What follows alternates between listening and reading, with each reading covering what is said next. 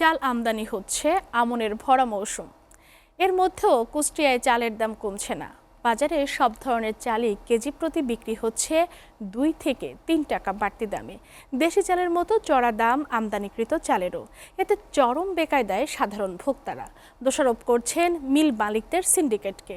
তবে মিল মালিকরা বলছেন ধানের বাড়তি দামের কারণেই বাড়ছে চালের দাম। কুষ্টিয়া থেকে নূর আলম দুলালের প্রতিবেদন। চাল কিনতে গিয়ে কুষ্টিয়া পৌরবাজারে ক্রেতাদের দীর্ঘক্ষণ চলে হিসেব নিকেশ। আমনের ভরা মৌসুমে অস্থির কুষ্টিয়ার চালের বাজার।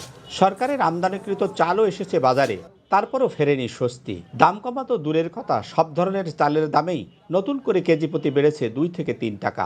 আমরা সাধারণ চাকরি করে আমাদের তো কেনার মতো আমার ধান থাকতো তো চালের দাম বৃদ্ধি। আমরা সাধারণ লোক, খেটে খাওয়া লোক, আমাদের চাল কমাতে হবে দাম। কুষ্টিয়ার বাজারে সরু মিনিকেট চাল 2 টাকা বেড়ে বিক্রি হচ্ছে 72 টাকা কেজি দরে। কাজললতা চাল 3 টাকা বেড়ে বিক্রি হচ্ছে 68 টাকা কেজিতে। আর মোটা 28 চাল কেজিতে 2 টাকা বেড়ে বিক্রি হচ্ছে 58 টাকা কেজি দরে। দেশি চালের মতোই চড়া দামে বিক্রি হচ্ছে ভারত থেকে আমদানিকৃত বিজয়ভোগ চালও, যা বিক্রি হচ্ছে 72 টাকা কেজিতে। এজন্য মিল মালিকদেরকে দায়ী করছেন খুচরা ও পাইকারি বিক্রেতারা। মিল মালিকই ভালো জানে, তাদের কাছে জিজ্ঞাসা করে বলছে যে ধানের দাম বেশি, ওই জন্য চাউলের দাম বেশি। মিল পর্যায়ে চালের দামটা বাড়ানো হয়েছে, যার ফলে খুচরা পাইকারি সব পর্যায়ে চালের দামটা বাড়ছে। দাম বাড়ার কারণে একমাত্র শুধুমাত্র ধানের দাম বেশি। মিল মালিকরা বলছেন ধানের দাম প্রতিমণে বেড়েছে 200 থেকে 300 টাকা, যার কারণেই বেড়েছে উৎপাদন খরচ, বাড়ছে চালের দাম।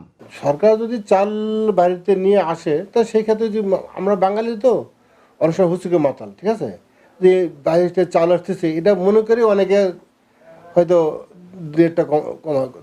রেটটা কমাই দিলে আমরা আলটিমেটলি চালের দামটা কমাই দিতে পারবো। সব কিছু মিলেই কিন্তু বন্যা এবং ধানের দাম দুটাই কিন্তু একটু বাজারের ঊর্ধ্বগতির কারণ এই মুহূর্তে আপনারা জানেন যে প্রতি কেজি যে চাউল, যে সমস্ত চাউল সাধারণ ভোক্তারা খায়, মোটা চাউল এবং আঠার চাউল, তার ধানের দাম বৃদ্ধি হয়েছে প্রায় 70 থেকে 80 টাকার মনে।